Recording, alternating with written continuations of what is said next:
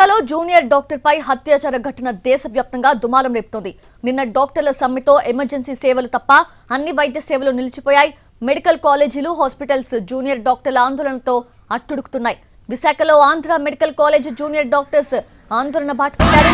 మాకు రక్షణ కల్పించాల్సిందేనంటూ నినాదాలు చేస్తున్నారు. సెంట్రల్ ప్రొటెక్షన్ యాక్ట్ ని తక్షణమే అమలు చేయాలని డిమాండ్ చేస్తున్నారు. మీ అందరికీ తెలుసు, మేము వారం నుంచి దేశవ్యాప్తంగా డాక్టర్లందరూ రోడ్డెక్కి స్ట్రైక్ కి దిగారు. మేము ఏవో పెద్ద పెద్ద కోరికలు అడగట్లేదు. మా హక్కు కోసం మేము పోరాడుతున్నాం. మా హక్కు ఏంటి? మేము వృత్తిలో ఉన్నప్పుడు మాకు మేము సేఫ్టీ తప్ప ఇంకేం కోరుకోవట్లేదు.